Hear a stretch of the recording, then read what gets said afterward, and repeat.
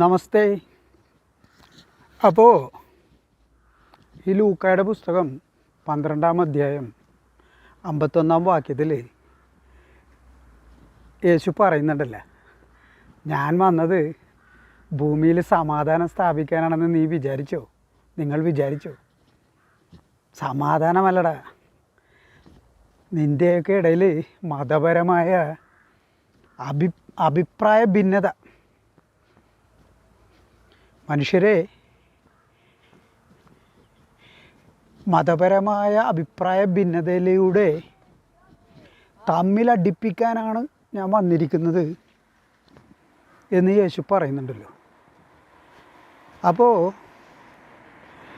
യേശു എങ്ങനെയാണ് ഇത് സാധിച്ചെടുത്തത്? കാരണം ഇന്ന് നമുക്ക് വളരെ വ്യക്തമാണ്, മതപരമായ ഭിന്നത അതാണ് ഇന്ന് ലോകത്ത് കാണുന്ന എല്ലാ പ്രശ്നങ്ങളുടെയും പിന്നിലുള്ള മൂല കാരണം എന്ന് പറഞ്ഞാൽ മനുഷ്യർ മതപരമായിട്ട് ഭിന്നിച്ചിരിക്കണേ. അത് സെമിറ്റിക് മതത്തിലാണ് അങ്ങനെയുള്ള ഭിന്നിപ്പുള്ളതും പ്രശ്നങ്ങളുള്ളതും. മതങ്ങൾ ഒരുപാടുണ്ട്. സെമിറ്റിക് മതങ്ങൾക്ക് മുമ്പുള്ള മതങ്ങളുണ്ട്. ഉദാഹരണം സനാതനധർമ്മം, ബുദ്ധമതം, ജൈനമതം. ഇവിടെ ഒന്നും ഒരു പ്രശ്നമില്ല. ഇവിടെ ആൾക്കാർ മതത്തിൻ്റെ പേരിൽ തമ്മി തല്ലുന്നൊന്നുമില്ല. മതത്തിൻ്റെ പേരിൽ തമ്മി തല്ലുന്നത് യഹൂദരും ക്രിസ്ത്യാനികളും മുസ്ലിങ്ങളുമാണ്. ഇനി അവരുടെ അകത്ത് തന്നെ ഒരുപാട് ഗ്രൂപ്പുണ്ട്. ഇവ മുസ്ലിങ്ങളുടെ അടുത്ത് സുന്നി, ഷിയ, ഇതൊക്കെ തമ്മി തല്ലാൻ. അതേപോലെ ക്രിസ്ത്യാനികളുടെ ഇടയിൽ കത്തോലിക്കർ, പ്രൊട്ടസ്റ്റൻറ്റ്, ഇതുങ്ങൾ തമ്മി തല്ലാൻ ഒരുപാട് ഗ്രൂപ്പുണ്ട്. കത്തോലിക്കരുടെ ഇടയിൽ 40,000-ഓളം ഗ്രൂപ്പുകളുണ്ട്, സെക്റ്റുകളുണ്ട് എന്നാണ് കേട്ടിട്ടുള്ളത്. ഓരോ ദിവസവും പുതിയ സെക്റ്റ് വരണല്ലേ. നമ്മുടെ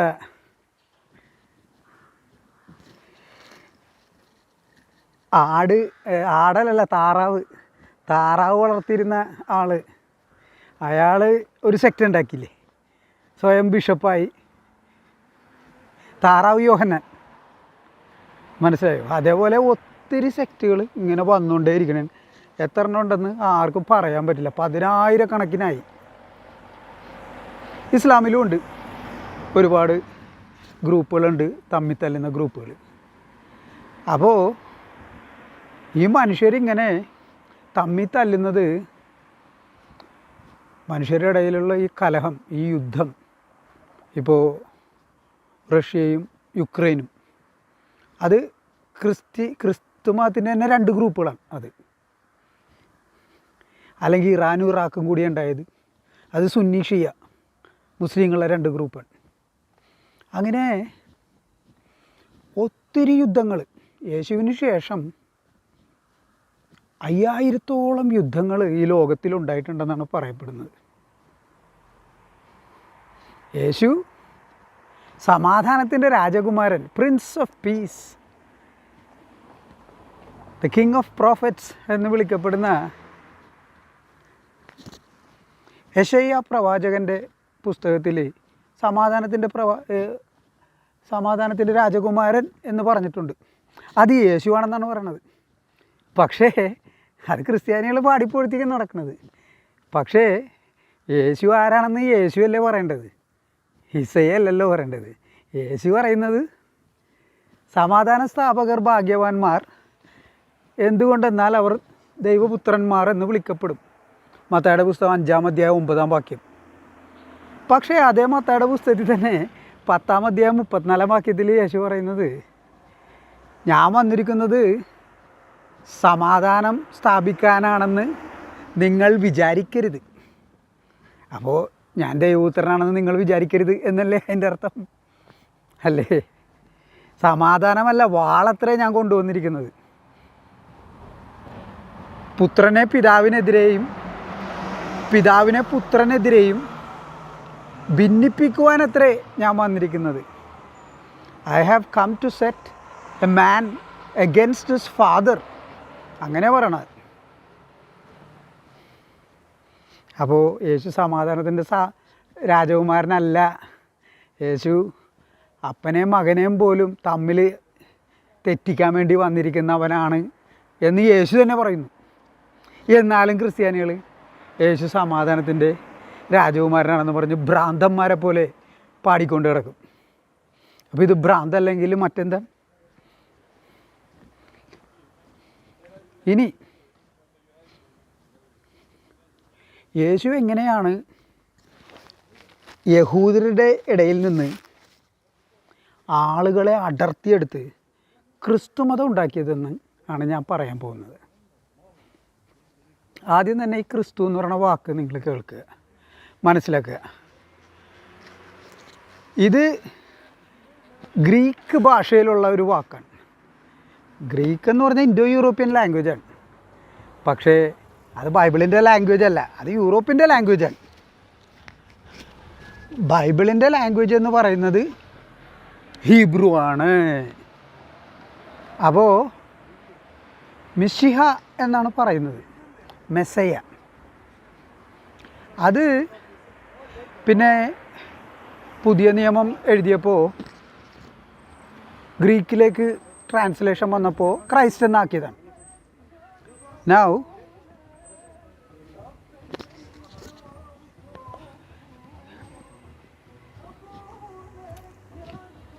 ക്രൈസ്റ്റ് ആരാണെന്ന് ഞാൻ പറയാം. ക്രൈസ്റ്റ് എന്ന് പറയുന്ന ആശയം, ക്രിസ്തു എന്നൊരുവൻ വരും, ഒരു രക്ഷകൻ വരും, മെസ്സിയ, ദൈവത്തിൻ്റെ അഭിഷിക്തൻ, ദൈവം അനുഗ്രഹിച്ച് വിട്ടേക്കണ ഒരുത്തൻ വരും. എന്തിനു വരും? അത് അന്ധകാലത്ത് റോമാ സാമ്രാജ്യത്തിൻ്റെ കീഴിൽ യഹൂദർ കഴിയണേൻ, അവർക്ക് സ്വന്തം നാടില്ല. മനസ്സിലായോ? റോമാ സാമ്രാജ്യമാണുള്ളത്. അപ്പോൾ അതിൽ നിന്ന് രക്ഷിക്കാൻ വേണ്ടി നിങ്ങളുടെ ഒരു രാജാവ് വരും. അതാണ് ക്രിസ്തു എന്ന് പറയുന്നത്. ആ പ്രവചനമുള്ളത് മീക്കായുടെ പുസ്തകം 5-ാം അധ്യായം 2-ാം വാക്യത്തിലാണ്. മീക്ക, MICAH,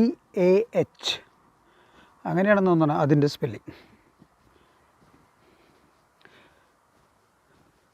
അപ്പോൾ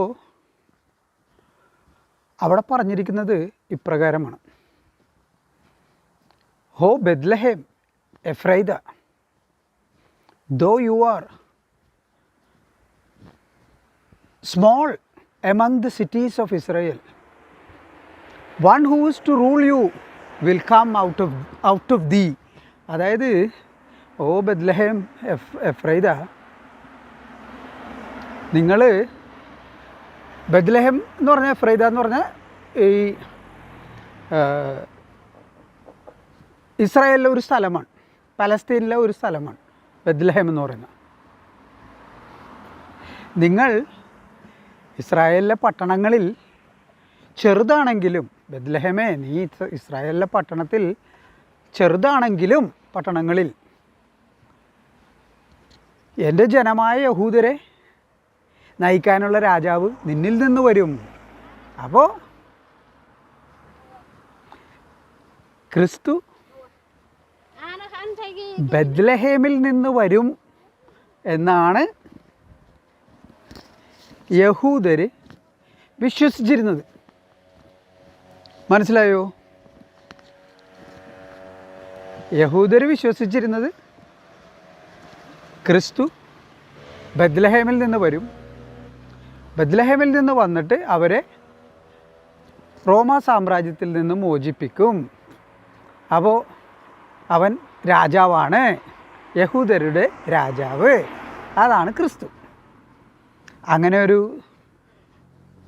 പ്രതീക്ഷ അവർക്കുണ്ടാവാനുള്ള കാരണം ഈ മീക്ക പ്രവാചകൻ്റെ പുസ്തകത്തിൽ 5-ാം അധ്യായത്തിൽ 2-ാം വാക്യത്തിൽ പറഞ്ഞിരിക്കുന്ന, ഞാൻ നേരത്തെ പറഞ്ഞ വാചകമാണ്. നൗ ജീസസ് എന്താ ചെയ്തത്? ജീസസ്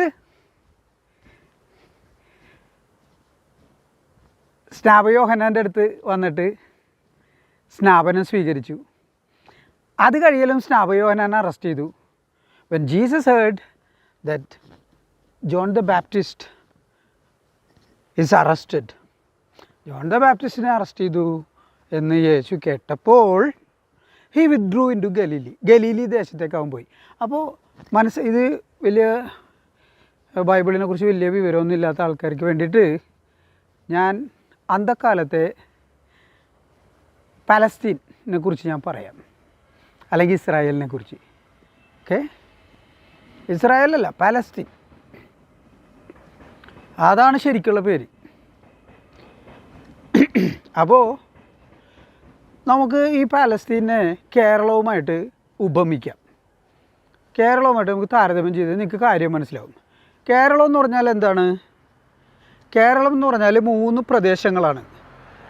പണ്ട് രാജാക്കന്മാർ ഭരിച്ചിരുന്ന ഒരു പ്രദേശം തിരുവിതാംകൂർ, മറ്റേത് മധ്യ കേരളം അല്ലെ കൊച്ചി, മറ്റേത് വടക്കുള്ളത് മലബാർ. അങ്ങനെ 3 പ്രവിശ്യകളായിരുന്നു ഇല്ലേ? അപ്പോൾ അതുപോലെ തന്നെയാണ് ഇസ്രായേൽ. ഒരു വശത്ത് ഇപ്പോൾ തിരുവിതാംകൂറിൻ്റെ സ്ഥാനത്ത് യൂദാദേശത്താണ് ഈ ബെത്ലഹേം, എമ്മാവൂസ്, ബെദനി, ഇത്തരം സ്ഥലങ്ങളൊക്കെ ഉള്ളത്. ജെറുസലേം മെയിനായിട്ട്, ജെറുസലേമാണ് ക്യാപിറ്റൽ. ഓക്കെ, ഇനി ഇതിൻ്റെ രണ്ടിൻ്റെ ഇടയിൽ കിടക്കണം ഇപ്പോൾ കൊച്ചി, അത് സമരിയ എന്നാണ് പറയണത്. സമരിയ. ഓക്കെ, SAMARIA, സമരിയ, അതാണ് അതിൻ്റെ സ്പെല്ലിങ്. മറ്റേതിൻ്റെ യൂദാദേശം, ജൂഡ, JUDAH. ഇനി മലബാറുണ്ടല്ലോ, തിരുവിതാംകൂറും കൊച്ചിയും മാത്രമല്ലല്ലോ, മലബാറില്ലേ? മലബാറാണ് ഗലീലി. അപ്പോൾ ബൈബിള് പറയുന്ന ഗലീലി എന്ന് പറഞ്ഞാൽ വിജാതീയരുടെ നാട് എന്ന് വെച്ചാൽ കാഫിറുകളുടെ നാട്. വിജാതീയരെന്ന് വെച്ചാൽ യഹൂദരല്ലാത്ത ആൾക്കാർ. യഹൂദർ ദൈവത്തിൻ്റെ തിരഞ്ഞെടുക്കപ്പെട്ട ജനം, മറ്റുള്ളവരൊക്കെ കാഫിറുകൾ, വിജാതീയർ, ജെൻറ്റൈൽസ് എന്ന് പറയും Bible. The land of the Gentiles എന്നാണ് ഗലീലിയെ വിളിക്കുന്നത്. അപ്പോൾ ക്രിസ്തു വരുന്നത് ജെൻറ്റൈൽസിൻ്റെ നാട്ടിൽ നിന്നല്ല, യഹൂദരുടെ നാട്ടിൽ നിന്നാണ്, യൂദാദേശത്തു നിന്നാണ് വരുന്നത്, ബെത്ലഹേമിൽ നിന്ന്. അങ്ങനെയാണ് പറഞ്ഞിട്ടുള്ളത്. ആര് പറഞ്ഞത്? മീക്ക പ്രവാചകൻ പറഞ്ഞത്, പ്രോഫറ്റ് മീക്ക പറഞ്ഞത്. ശ്രദ്ധിച്ച് കേൾക്കണേ, പ്രോഫറ്റ് മീക്ക പറഞ്ഞിരിക്കുന്നത്. പ്രോഫറ്റ് മീക്ക പറഞ്ഞിരിക്കുന്നത് പ്രോഫറ്റിൻ്റെ വാക്കുകളാണോ അതോ ദൈവത്തിൻ്റെ വാക്കുകളാണോ? പ്രോഫറ്റ് എന്ന് വെച്ചാൽ എന്താണ്? പ്രോഫറ്റ് എന്ന് വെച്ചാൽ മെസ്സഞ്ചർ ഓഫ് ഗോഡ് എന്നാണ് അർത്ഥം. ഒരു സന്ദേശവാഹകനാണ്.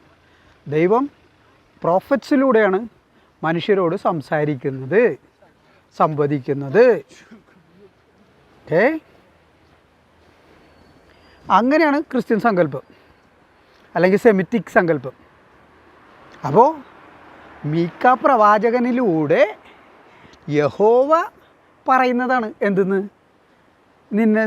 ഞാൻ രക്ഷിക്കും, നിന്നെ രക്ഷിക്കാനുള്ള നിൻ്റെ രാജാവിനെ ഞാൻ അയക്കും, അവൻ ബെത്ലഹേമിൽ നിന്ന് വരും എന്ന് പറഞ്ഞേ. മനസ്സിലായോ? ഇപ്പോൾ പിക്ചർ ക്ലിയർ ആയോ? അപ്പോൾ ഇത് പറയുന്നത് ആരാണ് സത്യത്തിൽ? യേശു തന്നെയാണ് പറയണത്. യേശുവാണല്ലോ പറയുന്നത് ഞാനും എൻ്റെ പിതാവ് ഒന്നാണെന്ന്. യേശു തന്നെയാണ് യഹോവ. അപ്പോൾ യേശു തന്നെയാണ് ഞാൻ യൂദാദേശത്ത് നിന്ന് വന്ന് നിങ്ങളെ രക്ഷിക്കും എന്ന് ഒരു പ്രത്യാശ അവർക്ക് നൽകുന്നത്, യഹൂദർക്ക്. അപ്പോൾ അവരതും കാത്ത് കഴിയണേ. ആ സമയത്ത് യേശു വരണേ. യേശു എവിടെ നിന്നാണ് വരുന്നത്? യേശു ഇവിടെ വന്ന്, യേശു ബെത്ലഹേമിലാണ് ജനിച്ചതെന്ന് ബൈബിളിൽ പറയുന്നുണ്ട്, മത്തായിയുടെ പുസ്തകത്തിൽ പറയുന്നുണ്ട്. പക്ഷേ മത്തായിയുടെ പുസ്തകം യേശു ജനിച്ച് ജീവിച്ച് മരിച്ച് അതിനും പതിറ്റാണ്ടുകൾക്ക് ശേഷമാണ് മത്തായിയുടെ പുസ്തകം ഉണ്ടായിട്ടുള്ളത്. യേശു മത്തായിയുടെ പുസ്തകം കക്ഷത്തിൽ പിടിച്ചുകൊണ്ട് വരുന്ന ആളല്ല. ഇതാണ് നിങ്ങൾ മനസ്സിലാക്കേണ്ട മെയിൻ പോയിൻ്റ്, ഇതാണ്. ഓക്കെ, കാരണം ഈ വിഷയം ക്രിസ്ത്യാനികളോട് സംസാരിക്കുമ്പോൾ ക്രിസ്ത്യാനികൾ പറയുന്നത്, അയ്യോ ബൈബിളിൽ വൃത്തിയായിട്ട് എഴുതി വെച്ചിട്ടില്ലേ അവൻ ബെത്ലഹേമിലാണ് ജനിച്ചതെന്ന്. ബൈബിളിൽ എഴുതി വെച്ചിട്ടുണ്ട്. പക്ഷേ അത് എഴുതിയിരിക്കുന്നത് മത്തായിയുടെ പുസ്തകത്തിലാണ്. അല്ലാണ്ട് യേശു ബത്ലഹേമിൽ ജനിച്ചു എന്ന് യഹൂദരുടെ പ്രവാചകരാരും പറഞ്ഞിട്ടില്ല. ക്രിസ്ത്യാനികളാണ് അത് പറയണത്. മനസ്സിലായോ? അത് മാത്രമല്ല, ഇത് പറയുന്നത് യേശു മരിച്ചതിന് ശേഷമാണ് ഇത് എഴുതി വെച്ചേക്കണത് ബൈബിളിൽ. യേശു ജീവിച്ചിരുന്ന കാലത്തല്ലേ ചോദ്യം ഉണ്ടായത്. യേശു ക്രിസ്തുവാണെന്ന് ഉദാഹരണത്തിന് യോഹന്നാൻ്റെ പുസ്തകം, അതിൽ ഫിലിപ്പും നഥനയേലും തമ്മിൽ യേശുവിൻ്റെ 2 ശിഷ്യന്മാരാണ്. ഫിലിപ്പ് എന്ന് പറയുന്ന ആൾ ശരിക്കും ഈ 12 പേരിലുള്ള ഒരാളാണ്. ഓക്കെ, ഈ അപ്പോസ്തലന്മാരിൽ ഒരാൾ. അപ്പോൾ ഇങ്ങനെ പറയും, യേശു ഞങ്ങൾ അവനെ കണ്ടെത്തി, ക്രിസ്തുവിനെ ഞങ്ങൾ കണ്ടെത്തി എന്ന് പറയും. അപ്പോൾ തന്നെ ഒരു ചോദ്യമുണ്ട് അവിടെ. ഒരു ശിഷ്യൻ മറ്റൊരു ശിഷ്യനോട് പറഞ്ഞു, പിന്നീടാണ് മറ്റേ ശിഷ്യനായത്. ഇയാൾ ഓൾറെഡി ശിഷ്യനാണ്. അയാൾ പറയണാണ് മറ്റേ ആളോട്, വരൂ, നഥനയേലിനോട് പറയണേ, വരൂ, നമുക്ക് ഞാൻ ഇതിൽ പറഞ്ഞിരിക്കുന്ന മീക്ക 5:2 പറഞ്ഞിരിക്കുന്ന ക്രിസ്തുവിനെ ഞാൻ കണ്ടെത്തി എന്ന് പറഞ്ഞേ. അപ്പം തന്നെ ഒരു ചോദ്യമുണ്ട്, can anything good come of Nazareth? അതായത് ഇയാൾ പറയണത് എങ്ങനെയാണ്? ക്രിസ്തുവിനെ ഞങ്ങൾ കണ്ടെത്തി, നസ്രയനായ യേശു എന്നാണ് പറയണത്. ജീസസ് ഓഫ് നസറത്ത് എന്നാണ് പറയണത്. We have found him, the Christ Jesus of Nazareth. നസ്രയനായ യേശുവാണ് ക്രിസ്തു, അവനെ ഞങ്ങൾ കണ്ടെത്തി എന്ന് പറയണേ. നസറത്ത് എന്ന് പറഞ്ഞാൽ എവിടെയാണ്? ഗലീലയിലാണ്. ഇതാണ് നിങ്ങൾ അറിയേണ്ട കാര്യം. നസ്രയനായ യേശു, നസ്രാണി എന്നല്ലേ ക്രിസ്ത്യാനികളെ വിളിക്കണത്. അതിൻ്റെ കാരണം ഇതാണ്. യേശുവിനെ വിളിച്ചിരുന്നത് നസ്രായനായ യേശു എന്നാണ്, നസ്രാണി എന്നാണ് വിളിച്ചിരുന്നത്. മനസ്സിലായോ? കാരണം യേശു വന്നത് അവിടെ നിന്നാണ്. അപ്പോൾ ഇപ്പോൾ നിങ്ങൾ ഒരു കാര്യം ആലോചിക്കുക, നമ്മുടെ ഭാഗവതത്തിലോ അല്ലെങ്കിൽ നമ്മുടെ ഏതെങ്കിലും ഒരു സ്ക്രിപ്ചറിൽ പറഞ്ഞേക്കണേ ഒരു കാര്യം, തിരുവിതാംകൂറിൽ നിന്ന് കൽക്കി ഭഗവാൻ വരും എന്ന് പറഞ്ഞേക്കണമെന്ന് സങ്കല്പിക്കുക. ഓക്കെ, എന്നിട്ട് ഒരാൾ കോഴിക്കോട് നിന്ന് വന്നിട്ട് പറയണേ ഞാനാണ് കൽക്കി ഭഗവാൻ എന്ന് പറഞ്ഞാൽ, എടാ കൽക്കി ഭഗവാൻ കോഴിക്കോട് നിന്നാണ് വരുന്നത്, കൽക്കി ഭഗവാൻ തിരുവിതാംകൂറിൽ നിന്നല്ലേ വരുന്നത്, മലബാറിൽ നിന്നല്ലല്ലോ വരുന്നത് എന്ന് ചോദിക്കൂലേ വിവരമുള്ള ആൾക്കാർ? ചോദിക്കില്ലേ? അത് തന്നെയാണ് ഇവിടെ സംഭവിച്ചത്. Can anything good come from നസറത്ത്?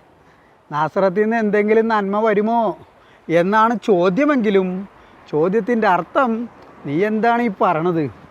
നസ്രായനായ യേശു എങ്ങനെയാണ് ക്രിസ്തു ആകണത്? അതാണ് ആ ചോദ്യത്തിൻ്റെ അർത്ഥം. മനസ്സിലായോ? ഇനി യേശു ചെയ്തത് എന്താണ്? യേശു നേരെ വിജാതിയരുടെ അടുത്തോട്ട് പോയി, അവരുടെ നാട്ടിലോട്ട് പോയി. എന്നിട്ട് അവിടെ മീൻപിടുത്തക്കാരായിട്ട് കഴിയുന്ന യഹൂദരുടെ മീൻപിടുത്തക്കാരായിട്ടായിരുന്നു അരയന്മാർ, മുക്കുവന്മാർ, കടലിൽ മീൻ പിടിക്കുന്ന ആൾക്കാർ.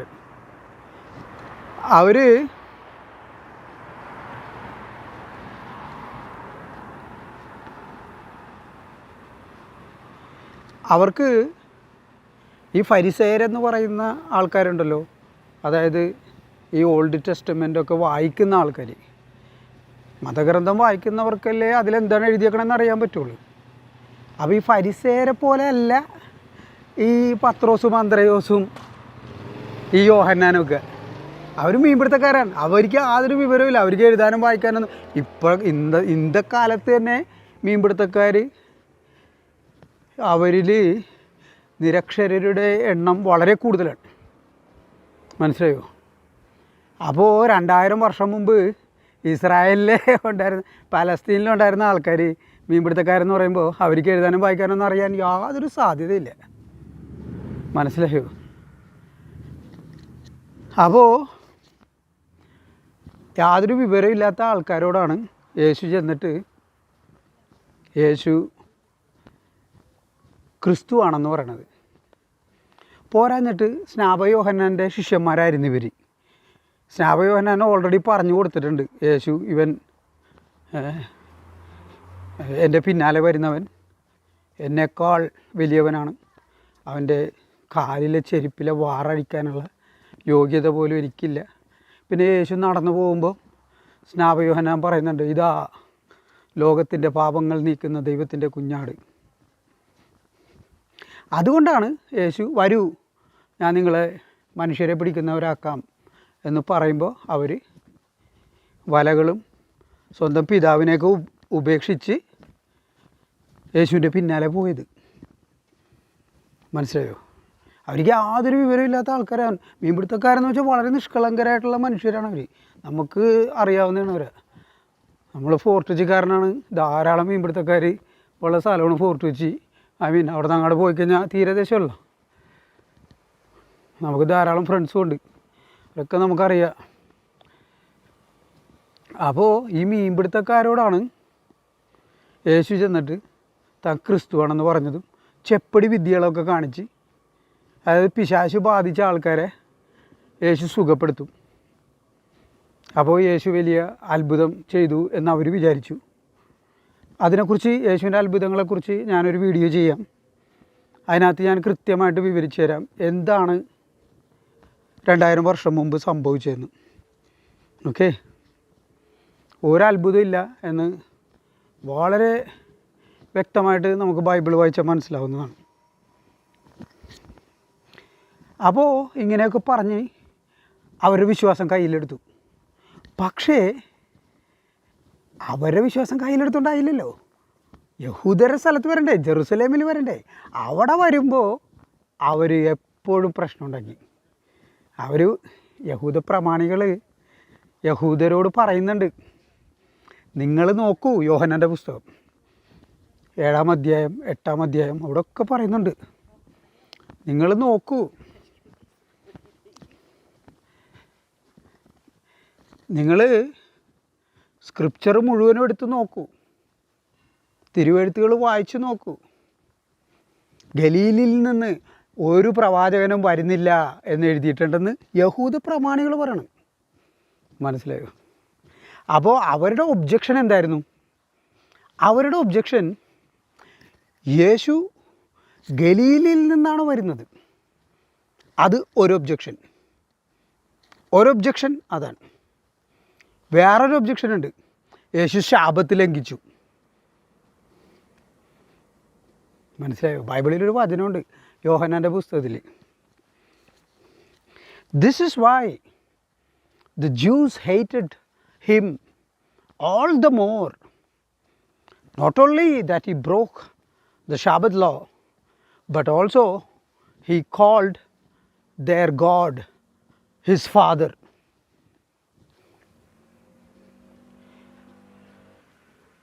ഇക്കാരണത്താലാണ് യഹൂദർ യേശുവിനെ പൂർവാധികം വെറുത്തത്. അവൻ ശാബത്ത് ലംഘിക്കുക മാത്രമല്ല, തങ്ങളുടെ ദൈവത്തെ തൻ്റെ പിതാവെന്ന് വിളിക്കുകയും ചെയ്തു.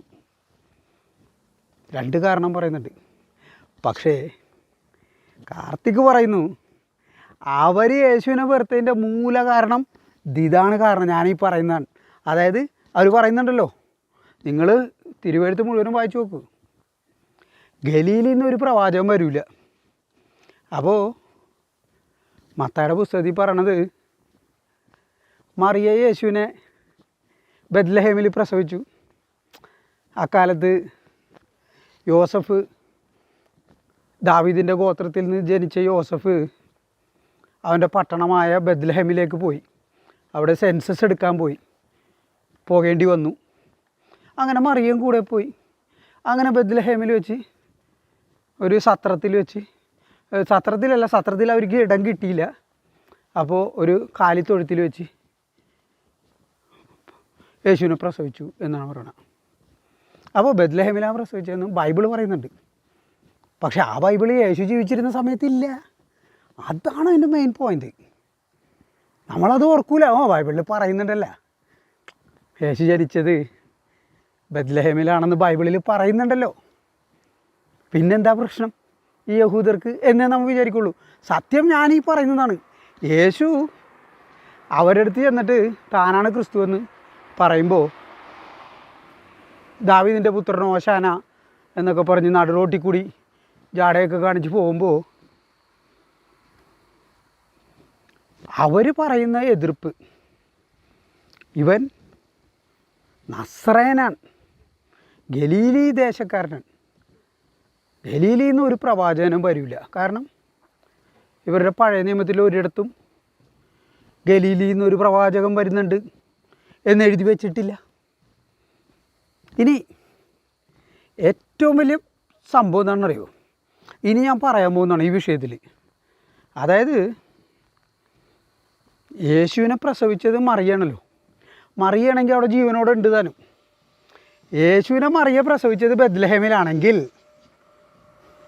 യേശുവിനെ യഹൂദർ അംഗീകരിക്കാതിരുന്നതിൻ്റെ കാരണം അവൻ ബെത്ലഹേമിൽ നിന്ന് വരാതെ നസറത്ത് നിന്ന്, അതായത് ഗലീലിൽ നിന്ന് വന്നതാണെങ്കിൽ യേശുവിന് കാര്യങ്ങൾ എളുപ്പമല്ലേ? മറിയനെ വിളിച്ച് ചോദിച്ചാൽ പോരെ, മറിയനെ കാണിച്ചാൽ പോരെ. ഇപ്പം നിങ്ങളെവിടെയാണ് പ്രസവിച്ചത്, നിങ്ങളെവിടെയാണ് ജനിച്ചത് എന്ന ഒരു ചോദ്യം വന്നു കഴിഞ്ഞാൽ അതിന് മറുപടി പറയേണ്ടത് നിങ്ങളുടെ അമ്മയല്ലേ? അല്ലേ? നിങ്ങളെ പ്രസവിച്ച സ്ത്രീയാണ് അതിന് മറുപടി പറയേണ്ടത്. അപ്പോൾ യേശുവിനെ പ്രസവിച്ച മറിയ ജീവനോടുണ്ട്.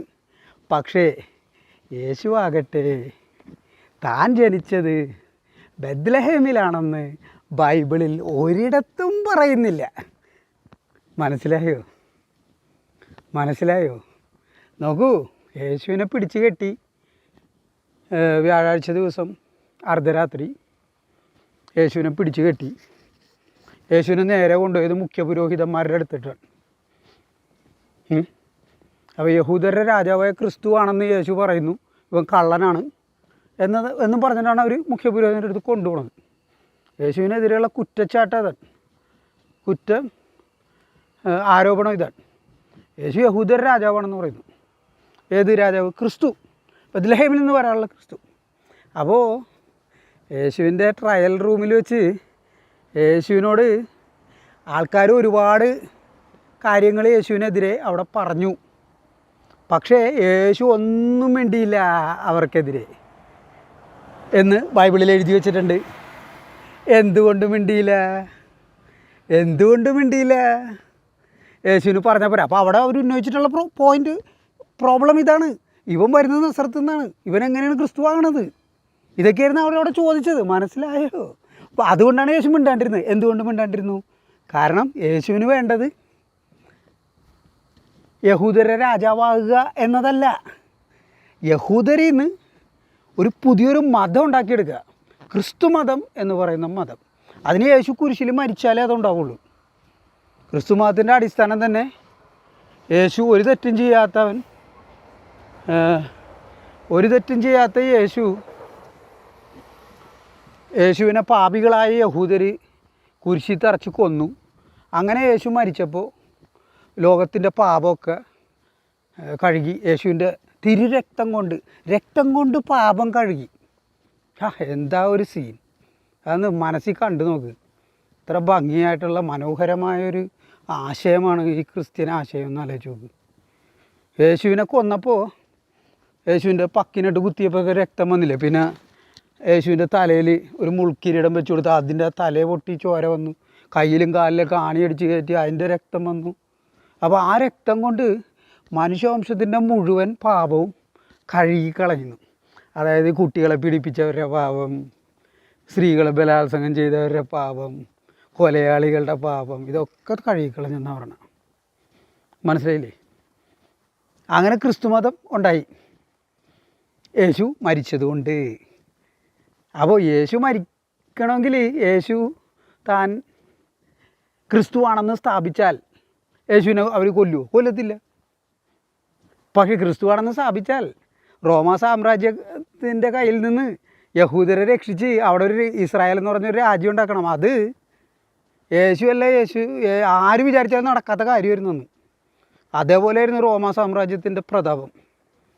റോമാ സാമ്രാജ്യം എന്ന് പറയണത് 3 കോണ്ടിനെൻറ്റിൽ വ്യാപിച്ച് കിടന്നിരുന്ന സാമ്രാജ്യമായിരുന്നു. യൂറോപ്പ് മൊത്തം, ഏഷ്യ, പശ്ചിമേഷ്യ, പിന്നെ ആഫ്രിക്ക, ഈ 3 സ്ഥലങ്ങൾ അത്ര വലിയൊരു സാമ്രാജ്യമായിരുന്നു. All roads leads to Rome പറഞ്ഞു കേട്ടിട്ടില്ലേ? അതൊക്കെ ചുമ്മാ ഉണ്ടായതൊന്നുമല്ല അതൊന്നും. മനസ്സിലായോ? അപ്പോൾ യേശു ക്രിസ്തുവാണെന്ന് പറഞ്ഞാൽ യഹൂദർ രാജാവണം തെളിയിക്കണം. നടക്കാത്ത കാര്യമാണ് പോയി. അതല്ല നടക്കാത്ത, അതിനൊന്നുമല്ല യേശു വന്നത്. യേശു വന്നത് ഒരു പുതിയ മതം ഉണ്ടാക്കുക. അതുകൊണ്ട് എന്ത് ഫലം ഉണ്ടായി? എന്താ ഫലം ഉണ്ടായി? ക്രിസ്തു മതം ഉണ്ടായതുകൊണ്ട് എന്താ ഗുണം ഉണ്ടായത്? നിങ്ങളൊന്ന് ആലോചിച്ച് നോക്ക്. ക്രിസ്തു മതം ഉണ്ടായതുകൊണ്ട് യേശുവിൻ്റെ 12 ശിഷ്യന്മാർ ഒരാൾ കെട്ടിത്തൂങ്ങി ചത്ത്, പിന്നെ വേറെ കുറേ എണ്ണത്തിന് ആൾക്കാർ അവിടെ ഇവിടെയൊക്കെ വെച്ച് നാട്ടുകാർ തല്ലിക്കൊന്നു, കുന്തം വെച്ച് കുത്തിക്കൊന്നു, വാളിന് വെട്ടിക്കൊന്നു, കുരിശ് തറച്ച് കൊന്നു പത്രോസിനെ. ബർത്തലോമിയനെ കുന്തത്തിന് കുത്തി കൊന്നു. ഇപ്പോഴത്തെ പാകിസ്ഥാനിലെ എവിടെ വെച്ച് കുന്തത്തിന് കുത്തി കൊന്നെന്നാണ് പറയുന്നത്. തോമസിനെ അതേപോലെ തന്നെ. അങ്ങനെ എല്ലാവരും, ഒരാൾ പോലും പായക്കിടന്ന് ചത്തിട്ടില്ല യേശുവിൻ്റെ ശിഷ്യന്മാർ ആരും. എല്ലാവരെയും കൊലപാതകം ചെയ്യുകയുണ്ടായത്. അത് 12 പേര് അങ്ങനെ, ഒരാൾ കെട്ടിത്തൂങ്ങി ചത്ത്, യൂദാസ്. അങ്ങനെ 12 പേര്. അത് കഴിഞ്ഞിട്ട് ഇവരങ്ങോട്ട് വളരാൻ തുടങ്ങി.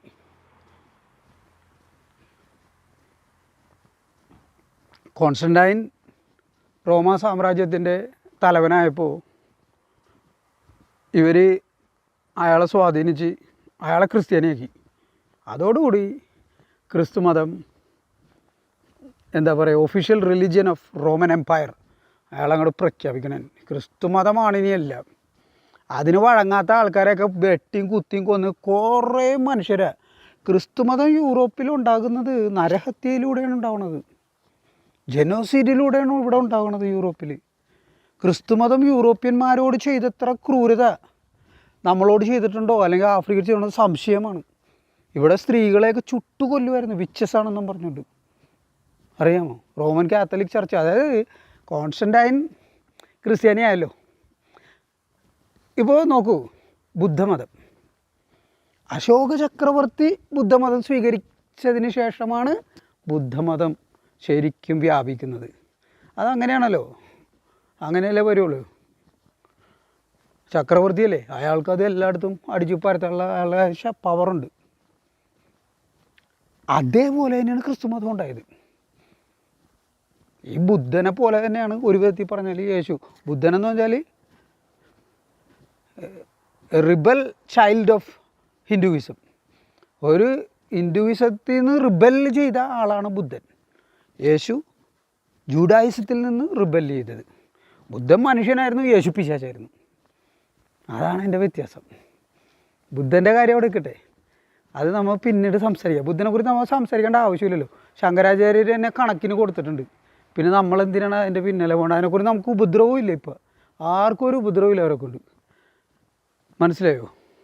അതായത് ഇപ്പോൾ നമ്മുടെ വീട്ടിൽ നമ്മൾ ചിലപ്പോൾ ആരെങ്കിലും വന്ന്, അല്ലെങ്കിൽ നമ്മൾ തന്നെ പുറത്തേക്ക് പോകുമ്പോൾ നമ്മൾ ചിലപ്പോൾ ഗേറ്റ് അടക്കാൻ മറന്നു പോകും. അപ്പോൾ ചിലപ്പോൾ ആടൊക്കെ ഓടിക്കയറും. ഞങ്ങളുടെ വീട്ടിലെ കാര്യം കൊണ്ടാണ് പറഞ്ഞത്. ആട് ഓടിക്കയറും ചിലപ്പോൾ. അപ്പോൾ അമ്മ പറയും, ഇതേ ആട് കയറിയേക്കണം, ആട് കയറിയേക്കണം പറയും. അപ്പോൾ നോക്കുമ്പോൾ ഈ ആട് വന്നിട്ട് അമ്മയുടെ ഒരു ചെറിയ ഗാർഡനൊക്കെ ഉണ്ട്, അത് കടിച്ച് പറിച്ച് തിന്നും ഇത്. അപ്പോൾ നമ്മൾ ആ ആടിനെ ഓടിക്കും, ഓടുകോടെന്നും പറഞ്ഞ് ഓടിക്കും. എന്നിട്ട് ഗേറ്റ് അടക്കും. മനസ്സിലായോ? റോഡ് സൈഡിൽ കൂടി കുറേ ആടുകൾ നിത്യം പോകണുണ്ട്. അതുങ്ങളൊന്നും നമ്മൾ ഓടിക്കത്തില്ല. നമ്മുടെ വീട്ടിനകത്ത് വരുന്നതിനാണ് ഓടിക്കുന്നത്. മനസ്സിലായോ? എന്ന് പറഞ്ഞ പോലെ ബുദ്ധമതത്തിനെ കൊണ്ട് നമുക്കിപ്പോൾ വലിയ ഉപദ്രവമില്ല. അതുകൊണ്ട് നമുക്ക് അതിനെക്കുറിച്ച് സംസാരിക്കേണ്ട ആവശ്യമില്ല. ഓക്കെ, ക്രിസ്തുമതമാണ് കാർത്തികൻ്റെ വിഷയം. അപ്പോൾ അതിനെക്കുറിച്ചാണ് സംസാരം. നൗ യേശു ഇങ്ങനെ അരയന്മാരിലൂടെ, വിവരമില്ലാത്ത അരയന്മാർ, അവരെ പറ്റിച്ച് അവരെ ക്രിസ്ത്യാനികളാക്കി, അവരിലൂടെ ക്രിസ്തുമതം ഉണ്ടാക്കി, അവരെ കൊന്ന് അവരെ കല്ലറയുടെ മുകളിൽ പള്ളി പണിത്. പത്രോസിനെ കൊന്നിട്ട് പത്രോസിൻ്റെ ശവക്കല്ലറയുടെ മുകളിൽ പണിത പള്ളിയുടെ പേരാണ് റോമൻ കാത്തലിക് ചർച്ച്. മനസ്സിലായോ? അപ്പോൾ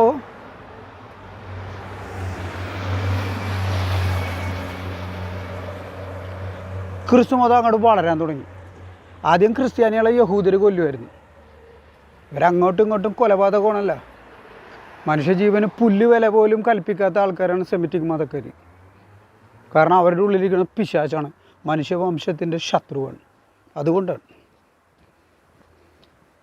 അപ്പോൾ ആദ്യം യേശുവിൻ്റെ ശിഷ്യന്മാരെയൊക്കെ കൊന്നു. പിന്നെ റോമാ സാമ്രാജ്യത്തിനെ വളച്ചെടുത്ത് റോമാ സാമ്രാജ്യം turned into Roman Catholic church.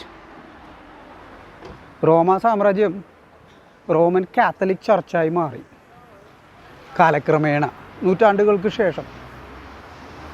അപ്പോൾ ലെറ്റ്സ് ഒരു 5 AD, 500 AD, അതായത് ഒരു 6-ാം നൂറ്റാണ്ട് 5-ാം നൂറ്റാണ്ടൊക്കെ ആയപ്പോഴേക്കും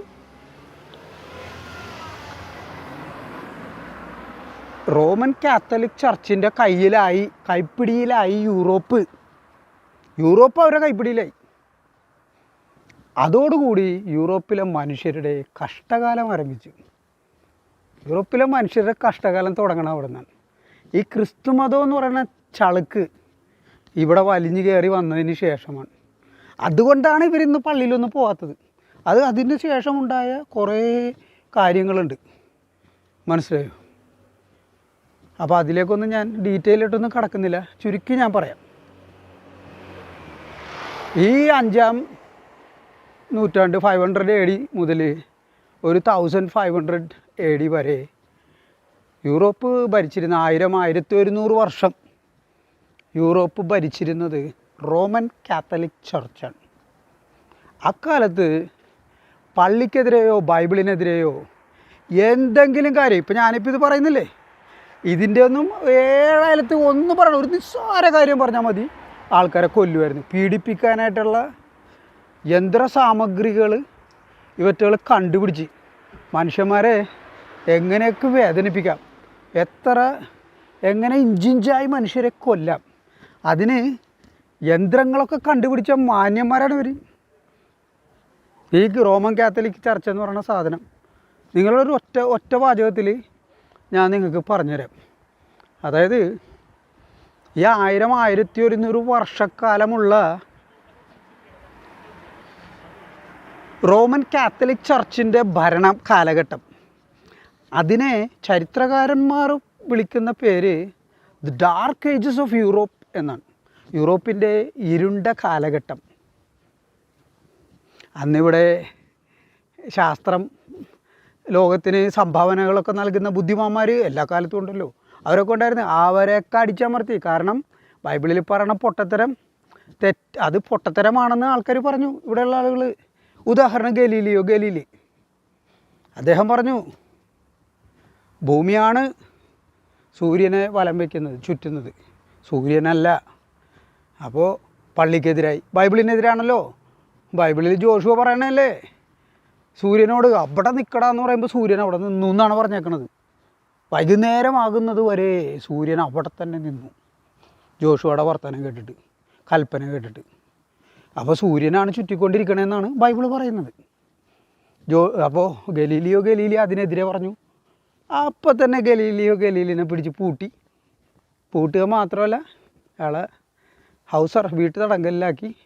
അയാളെ കൊണ്ട് പറയിക്കുകയും ചെയ്തു. എന്തെന്ന്? ഞാൻ പറഞ്ഞത് തെറ്റാണ്, ബൈബിളാണ് ശരി, ഭൂമിയല്ല സൂര്യനെ ചുറ്റുന്നത്, സൂര്യനാണ് ഭൂമിയെ ചുറ്റുന്നതെന്നൊരു ശാസ്ത്രജ്ഞനെ കൊണ്ട് പറയിപ്പിച്ചവർ. എന്നിട്ട് ഈ ഊളകൾ ഇപ്പോൾ പറയണതാണ് ക്രിസ്തുമതമാണ് ശാസ്ത്ര പുരോഗതിക്ക് കാരണം എന്ന് പറഞ്ഞ ചെറ്റകളാണ് നിങ്ങൾ. അറിയാമോ? ഉളുപ്പില്ലാത്ത മനുഷ്യർ. അപ്പോൾ ക്രിസ്തുമതം കൊണ്ടുണ്ടായ ഗുണങ്ങൾ ഇതൊക്കെയാണ്. ശാസ്ത്ര വളർച്ച എൻ്റെ ഫാദർ പറഞ്ഞ് ഞാൻ കേട്ടിട്ടുണ്ട്. ഇന്ന് ശാസ്ത്രം എവിടെ എത്തി നിൽക്കുന്നു? ചന്ദ്രനിൽ, ചൊവ്വാഗ്രഹത്തിൽ ഒക്കെ എത്തി നിൽക്കുന്നു ശാസ്ത്രം. ഈ ശാസ്ത്രത്തിൻ്റെ ഈ വളർച്ച 1000 വർഷം മുമ്പേ നമുക്ക് ലഭിച്ചേനെ. If it was not for the Christianity ഇല്ലായിരുന്നെങ്കിൽ, ക്രിസ്തുമതം എന്ന് പറയുന്ന ഒരു സാധനം, ഈ പിശാചി യേശു ഉണ്ടാക്കിയ ക്രിസ്തുമതം ഇല്ലായിരുന്നെങ്കിൽ നമ്മുടെ ഇന്ന് ശാസ്ത്രലോകം എവിടെ എത്തി നിൽക്കുന്നു അവിടെ 1000 വർഷം മുമ്പേ നമ്മൾ എത്തിയേനെന്ന് പറഞ്ഞു. കാരണം ശാസ്ത്ര പുരോഗതിയൊക്കെ ഒന്നും സാധിക്കില്ലായിരുന്നു. ശാസ്ത്രകാരന്മാരുടെ റോമൻ കാത്തലിക് ചർച്ച് ഭരണം ഏറ്റെടുത്തപ്പോൾ അന്ന് വരെ ഉണ്ടായിരുന്ന ശാസ്ത്രകാരന്മാരുടെ കണ്ടുപിടുത്തങ്ങൾ, അവരുടെ റിസർച്ച്, അതൊക്കെ കൂട്ടിയിട്ട് കത്തിച്ച് കളഞ്ഞിട്ട്. സൂഡാപ്പികൾ അങ്ങനെ തന്നെ. സൂഡാപ്പികൾ നമ്മുടെ ഇവിടെ വന്നിട്ട് തക്ഷശിലയിലും നളന്തയിലൊക്കെ വന്നിട്ട് അവിടുത്തെ ബുക്സൊക്കെ കൂട്ടിയിട്ട് കത്തിച്ചു എന്ന് പറയണുണ്ടല്ലേ. എന്ന് ആലോചിച്ച് നോക്ക്, ഇവർ മനുഷ്യ വംശത്തിന് തന്നെ ഭീഷണിയല്ലേ ഈ മതം പേറി നടക്കുന്നവൻ അല്ലേ.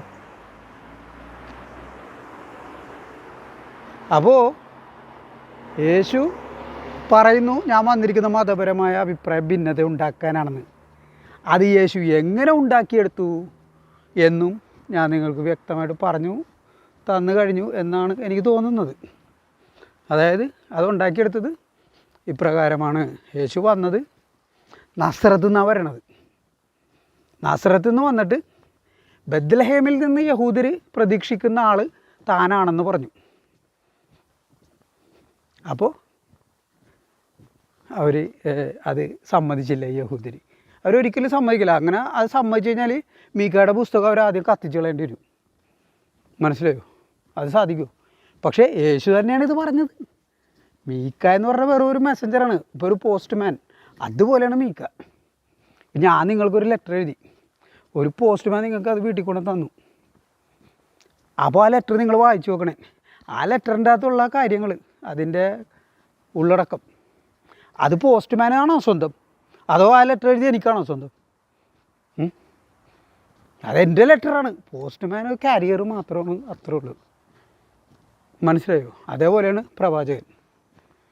ഈ മീക്ക 5:2 നിങ്ങൾ പേടിക്കണ്ട, നിങ്ങളെ രക്ഷിക്കാനായിട്ട് ബത്ലഹേമിൽ നിന്ന് ക്രിസ്തു വരുമെന്ന് പറഞ്ഞിട്ട് യേശു വന്നത് നസ്രത്ത് നിന്നാണ്.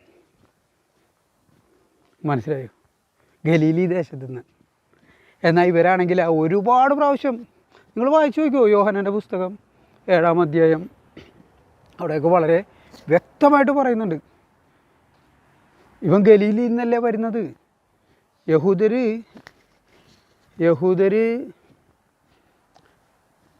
പറയണേ ഈ മനുഷ്യൻ ഒരുപാട് അത്ഭുതങ്ങളൊക്കെ കാണിക്കുന്നു, ഇവൻ ക്രിസ്തു ആയിരിക്കുമോ എന്ന് ചോദിക്കണേ യഹൂദർ. അപ്പോൾ അവിടുത്തെ മതപണ്ഡിതർ ഉസ്താദുക്കൾ പറയണേ നിങ്ങൾക്ക് ബോധമില്ലേ, നിങ്ങൾ തിരുവെഴുത്ത് വായിച്ചു നോക്കൂ, ഗലീലിൽ നിന്ന് ഒരു പ്രവാചകനും വരുന്നില്ല എന്ന് പറയും. മനസ്സിലായോ? അപ്പോൾ അതാണ് അതിൻ്റെ സംഭവം. ഓക്കേ, യേശു കുറേ നമ്പറൊക്കെ ഇറക്കി. അതിനുശേഷം ഇപ്പോൾ നമ്മൾ ഒരു സോഫ്റ്റ്വെയർ നമ്മൾ അത് മാർക്കറ്റ് ചെയ്ത് കഴിഞ്ഞാൽ അതിൻ്റെ ഒരു ഫീഡ്ബാക്ക് അറിയാനായിട്ട് നമ്മൾ ആഗ്രഹിക്കില്ലേ? ജനങ്ങൾ എന്ത് പറയുന്നു ഈ സോഫ്റ്റ്വെയറിനെ കുറിച്ച്, അവർക്കത് ഉപയോഗപ്രദമാണോ, അതിന് ഇന്ന പോരായ്മകളുണ്ടോ എന്ന് പറയുന്ന പോലെ യേശു ഒരു നമ്പർ ഇട്ട് നോക്കി. എന്നിട്ട് ജനങ്ങൾ എന്താണ് യേശുവിനെക്കുറിച്ച് പറയുന്നതെന്നറിയാൻ യേശുവിൻ്റെ ഒരു സംഭാഷണമുണ്ട്. അതായത് യേശുവും ശിഷ്യന്മാരും കൂടി ഗലീലിയിൽ നിന്ന് യൂദാദേശത്തേക്ക് വന്നുകൊണ്ടിരിക്കണേ. അപ്പോൾ ഇടയ്ക്ക് വെച്ച് യേശു ശിഷ്യന്മാരോട് ചോദിക്കും, മനുഷ്യപുത്രൻ ആരാണെന്നാണ് പറയുന്നത്? അപ്പോൾ ശിഷ്യന്മാർ പറയും, നീ പ്രവാചകനാണെന്നാണ് ചിലർ പറയുന്നത്, ചിലർ പറയുന്നത് നീ ഏലിയാണെന്നാണ്, മോശയാണെന്നാണ് വരെ പറയുന്നുണ്ടെന്ന് പറയും. മനസ്സിലായി? അപ്പോൾ ആരും യേശു ക്രിസ്തുവാണ്, ദൈവത്തിൻ്റെ അഭിഷിക്തനാണ് എന്ന ആർക്കും അഭിപ്രായമില്ല ഇതുവരെ എന്ന് യേശുവിന് ബോധ്യമായി. മനസ്സിലായി? ഫീഡ്ബാക്ക് കിട്ടി. ഓക്കെ. അപ്പോൾ യേശു പറഞ്ഞ നാട്ടുകാർ പറഞ്ഞ അവിടെ ഇരിക്കട്ടെ, നിങ്ങളെന്താണ് പറയണതെന്ന് ചോദിക്കും. ഒറ്റൊരുത്തം മിണ്ടൂല എക്സെപ്റ്റ് പത്രോസ്. പത്രോസ് ഒഴികെ ആരും ഒന്നും പറയുന്നില്ല. പത്രോസാണ് പറയുന്നത്, നീ ക്രിസ്തുവാകുന്നു, ജീവനുള്ള ദൈവത്തിൻ്റെ പുത്രനായ ക്രിസ്തുവാകുന്നു എന്ന് പറയും. You are the living son of God, the Christ എന്ന് പറയുന്നു. അപ്പോൾ തന്നെ യേശുവിൻ്റെ ഒരു ഡയലോഗ് ഉണ്ട്, പത്രോസേ നിനക്ക് ഈ അറിവ് കിട്ടിയത് ഭൂമിയിൽ നിന്ന് ആരിൽ നിന്ന് കിട്ടിയ അറിവല്ലത്, ഇത് നിനക്ക് സ്വർഗത്തിൽ നിന്ന് നേരിട്ട് കിട്ടിയ സാധനമാണെന്ന് പറയും. മനസ്സിലായോ? അപ്പോൾ യേശു അംഗീകരിച്ചില്ലേ യേശുവാണ് ദൈവപുത്രനെന്ന്? അംഗീകരിച്ചില്ലേ? ഞാൻ ആരാണെന്നാണ് നിങ്ങൾ പറയണതെന്ന് ചോദിക്കുമ്പോൾ പത്രോസ് പറഞ്ഞത് നീ ദൈവപുത്രനാണെന്ന് പറഞ്ഞു. അപ്പോൾ തന്നെ യേശു പറഞ്ഞത് നിനക്ക് ദൈവത്തിൽ നിന്നാണ് കിട്ടിയെന്ന്, മനുഷ്യരിൽ നിന്ന് കിട്ടിയ അറിവല്ല. അപ്പോൾ തന്നെ പത്രോസിനെ പിടിച്ച് ടീം ലീഡർ ആക്കുകയും ചെയ്യും. നീ ഇവിടെ ബന്ധിക്കുന്നത് സ്വർഗത്തിലും ബന്ധിക്കപ്പെടും, ഇതാ സ്വർഗത്തിൻ്റെ താക്കോല് നിൻ്റെ കയ്യിലാണെന്ന് പറയും. നീ ഇവിടെ ബന്ധിക്കുന്നത് സ്വർഗത്തിലും ബന്ധിക്കപ്പെടും, നീ ഇവിടെ അഴിക്കുന്നത് സ്വർഗത്തിലും അഴിക്കപ്പെടും എന്ന് പറയും. അതായത് നീയാണ് തീരുമാനിക്കണം ആര് സ്വർഗത്തിൽ പോകണം, ആര് നരകത്തിൽ പോകണം. അതൊക്കെ അതിൻ്റെയൊക്കെ അവകാശം കംപ്ലീറ്റ് ഒരു ബ്രാഞ്ച് റീറ്റെയിൽ ഹോൾസെയിൽ ബ്രാഞ്ച് തന്നെ നിനക്ക് ഞാൻ തന്നെയെന്ന് പറയും യേശു പറയും.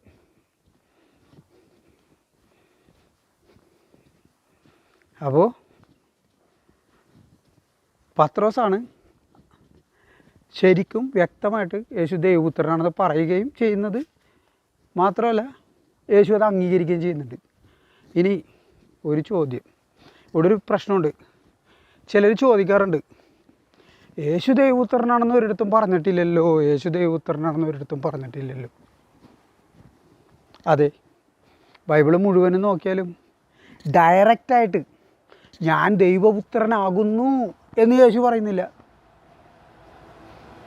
ശരിയാണ്, പക്ഷേ പത്രോസിനെ കൊണ്ട് പറയിപ്പിക്കുന്നില്ലേ ദൈവപുത്രൻ. അപ്പോൾ കൗശലക്കാരനാണ് ഇവൻ ആള്. ദൈവപുത്രൻ എന്തിനാണ് കൗശലം? ദൈവത്തിന് സിംഹത്തിൻ്റെ സ്വഭാവമായിരിക്കും, കുറുക്കൻ്റെ സ്വഭാവമായിരിക്കില്ല. മനസ്സിലായോ? കൗശലം കാണിക്കുന്ന കുറുക്കനാണ്.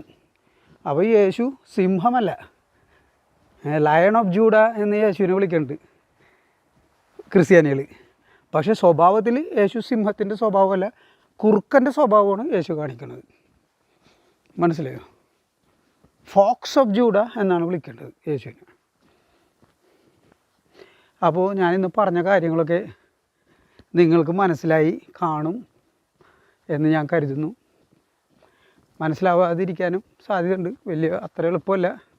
കാരണം 2000 കൊല്ലമായിട്ട് മനുഷ്യർ ഈ ബൈബിൾ ഇത്രയും വായിച്ചിട്ടും എത്രയോ കോടിക്കണക്കിന് ആൾക്കാർ വായിച്ച, ആയിരക്കണക്കിന് കോടി മനുഷ്യർ ഇന്നോളം ബൈബിൾ വായിച്ചിട്ടുണ്ട്, ആയിരക്കണക്കിന് കോടി. മനസ്സിലായോ? അവർക്ക് പോലും ഇതിൻ്റെ പൊരുളറിയാൻ കഴിഞ്ഞിട്ടില്ല. അപ്പോൾ യേശു എന്താണ് ചെയ്തത്, എങ്ങനെയാണ് യേശു പറഞ്ഞു ഞാൻ വന്നിരിക്കുന്നത് ഭിന്നത ഉണ്ടാക്കാനാണ്. ഇപ്പോൾ ഞാൻ പറഞ്ഞില്ലേ, യോഹന്നാൻ്റെ പുസ്തകത്തിൽ യേശു ക്രിസ്തുവാണ് എന്ന് ചില യഹൂദർ പ്രമാണികളോട് പറയും. അപ്പോൾ പ്രമാണികൾ ഇങ്ങനെ പറയും, ക്രിസ്തു എങ്ങനെയാണ് ഗലീലിയിൽ നിന്ന് വന്ന ഇവനെങ്ങനെയാണ് ക്രിസ്തു ആകണമെന്ന് ചോദിക്കും.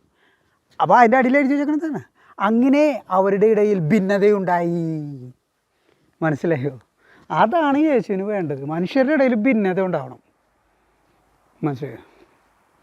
ഇപ്പം നോക്കൂ, നിങ്ങളുടെ വീട്ടിൽ നിങ്ങൾ 5 സഹോദരന്മാരാണ്.